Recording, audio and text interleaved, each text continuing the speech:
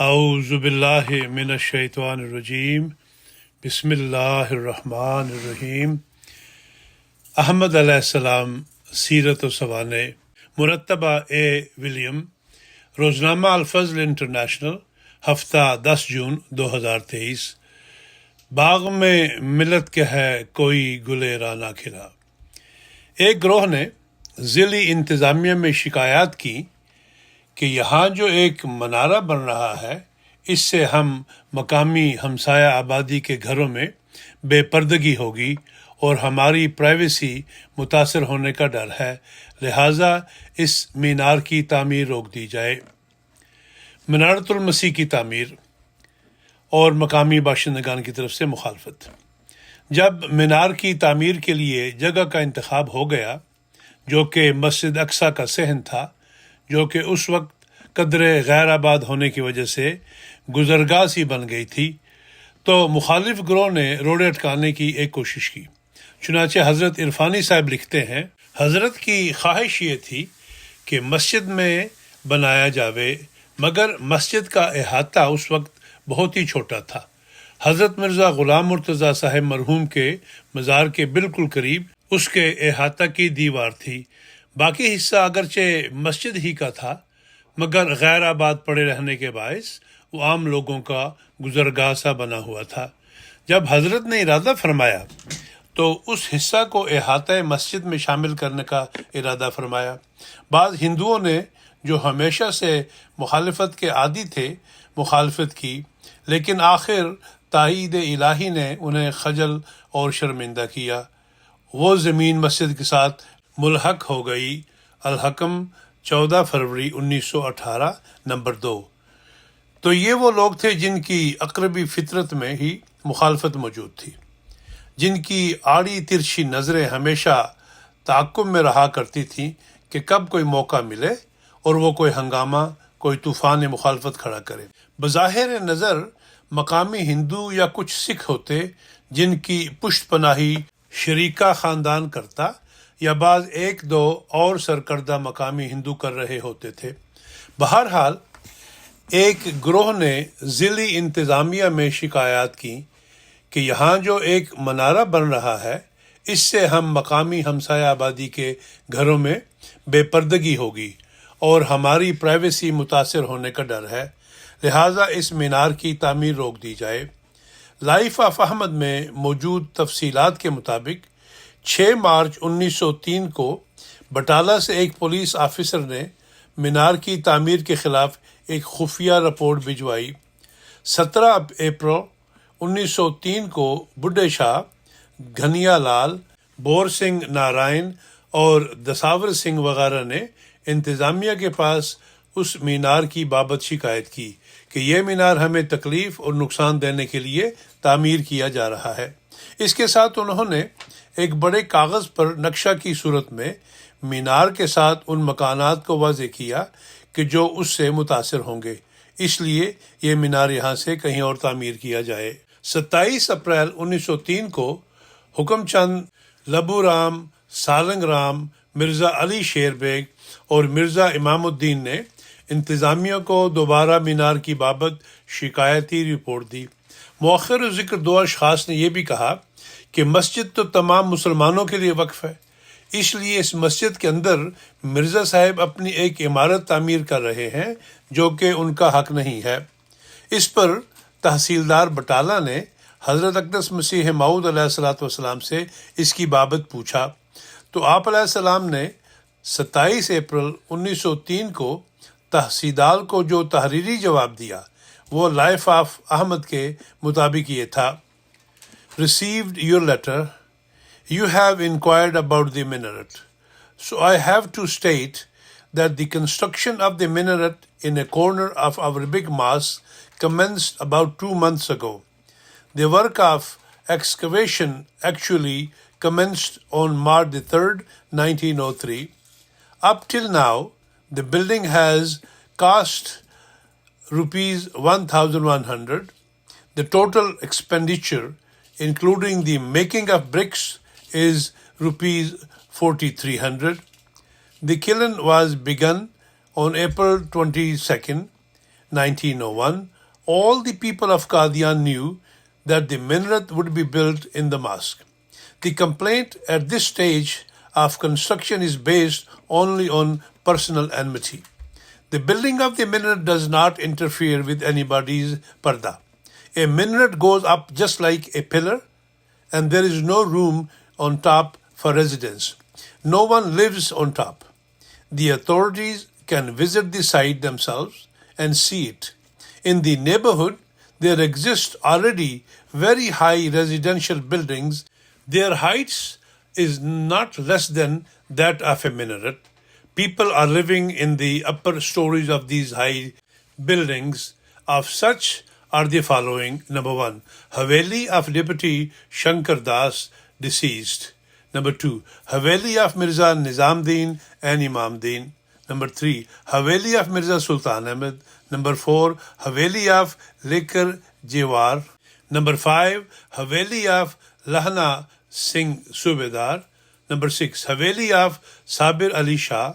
Number 7, Haveli of Muhammad Ali Shah. Number 8, Haveli of Nihal Singh. Number 9, Haveli of Buddhi Shah Khatri. Number 10, Haveli of Bishan Das Kalia. Number 11, Haveli of Radha Abrol, which contains the post office. Number 12, Haveli of Kansi Shanghari.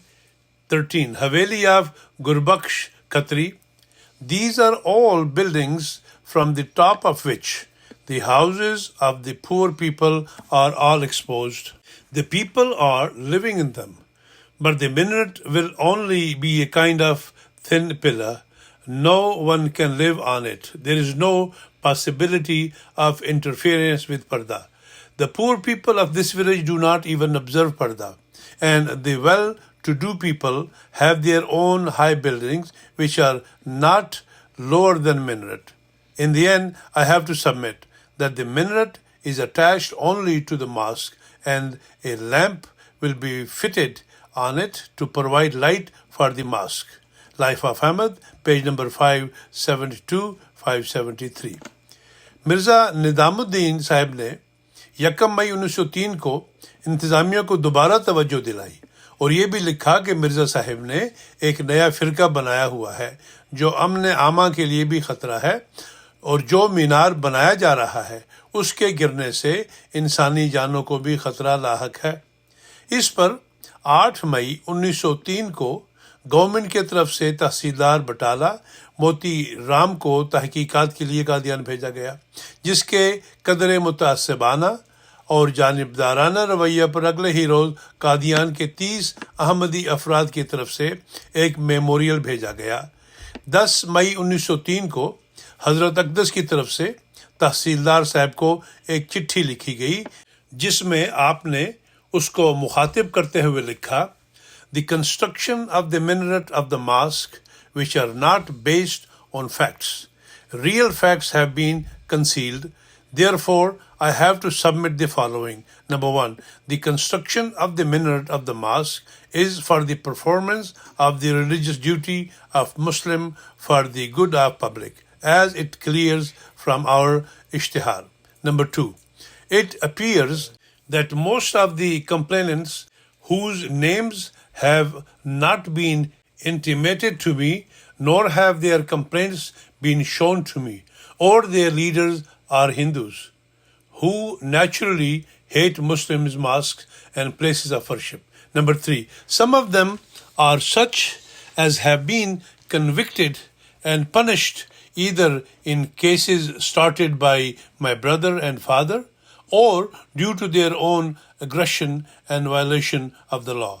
Number 4, some of them, like Imamdeen and Nizamdeen, are people who have borne enmity towards me and my community from the very beginning.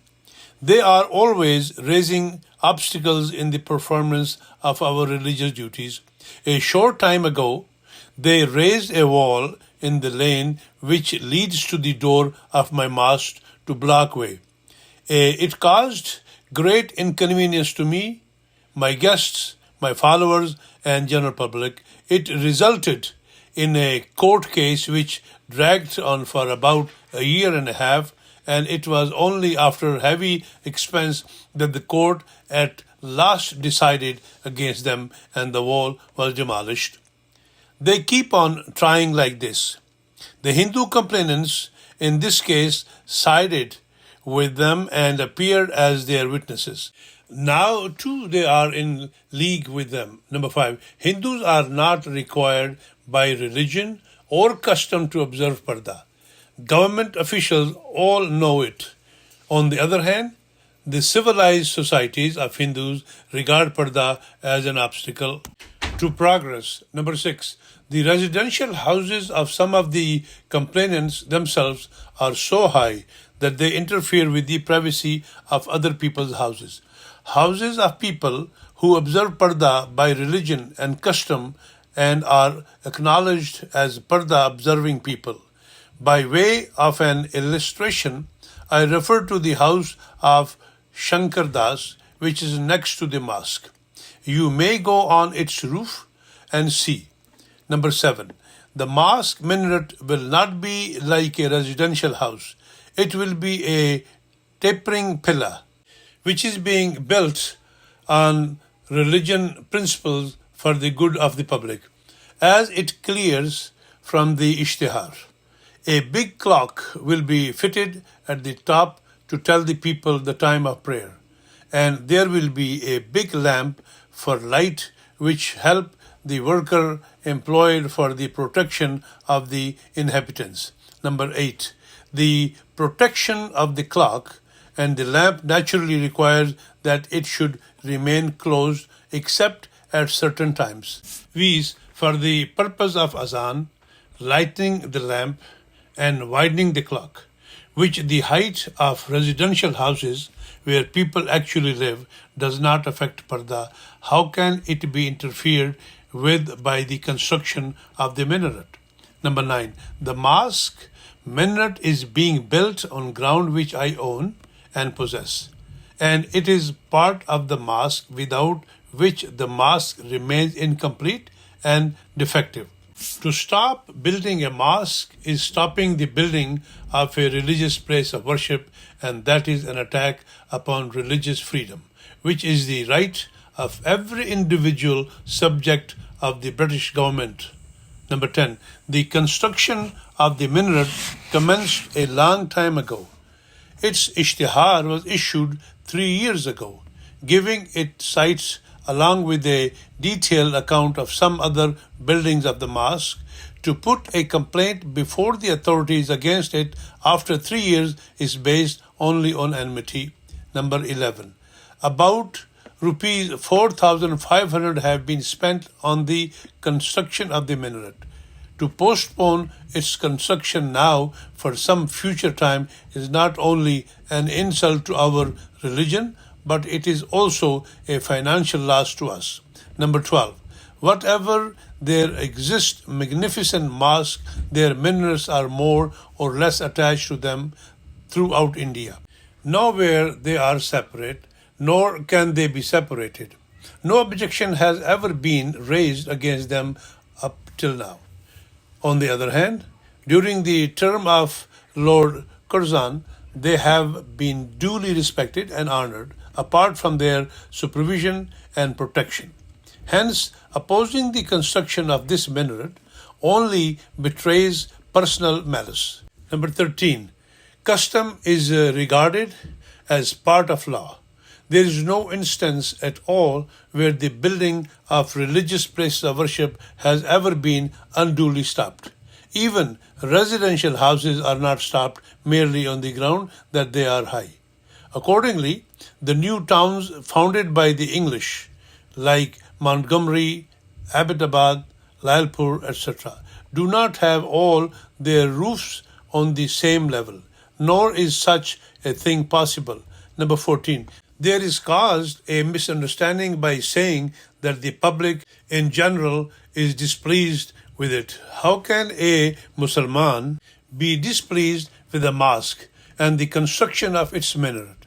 Hindus, not only here but throughout British India, can never be pleased with the construction of mosques on the account of their religion's differences. Therefore, No notice should be taken of the displeasure of the opposite party. Number 15.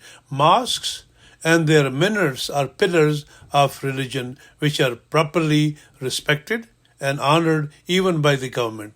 When the observance of ordinary customs devised by common people themselves is not interfered with, how then can religious matters and their enforcement be interfered with?